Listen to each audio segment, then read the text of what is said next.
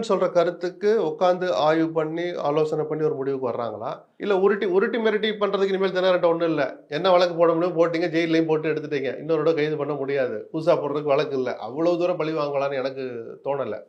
பழி வாங்கி முடிச்சாச்சு. அப்ப எடப்பாடிய குளிர்விக்கிறதுக்காக பண்ணது. யாருக்கு பணம் குடுத்தாருன்னு சொல்லல. ஆனா பணம் குடுத்தேன். யாருக்கு குடுத்தேன் தெரியாது. சரி ரெட்டலை வாங்குற கூட ரெட்டலைய தினகரன் வாங்குனாரா? சரி இல்ல. சரி அப்படியே கேட்டது யாருக்கா தெரியுமா? எடப்பாடி தலைமையிலான அதிமுகவுக்கு ரெட்டலை வாங்குறதுக்கு பணம் கொடுத்தாராம். எவ்வளவு முரண்பாடுகள் பாத்தீங்களா? சோ இனிமேல் அவருக்கு மேல வழக்கு போடுறதுக்கோ, மிரட்டுறதுக்கோ, உருட்டுறதுக்கோ ஒண்ணும் இல்ல. சோ நீங்க உங்க வழியில போங்கன்னு சொல்லலாம். இல்ல கொஞ்சம் பொறுங்க. நேத்து செங்கோட்டையன்ட்ட உள் அறையில என்ன பேசப்பட்டதுன்னு தெரியாது. கொஞ்சம் பொறுங்க. அமித்ஷாஜி சொன்னது ஞாபகம் இருக்கா? இல்ல நான் சொன்னது ஞாபகம் இருக்கா? அப்படின்னு கூட அமித்ஷாவை கூட சொல்லியிருக்கலாம். அதிமுகலேருந்து ஒருத்தர் வருவாருன்னு தான் நான் சொல்லியிருக்கேன். எடப்பாடி பேரை நான் சொல்லல.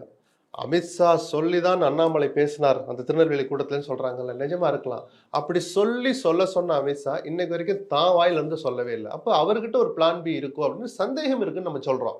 எடப்பாடியை மாத்த போறாங்க அப்படி இப்படிலாம் நான் சொல்லல. இந்த மௌனம் நல்லது இல்லைங்கிறேன். எடப்பாடிக்கும் நல்லது இல்லை, பிஜேபிக்கும் நல்லது இல்லை, என்டிஏவுக்கும் நல்லது இல்லை.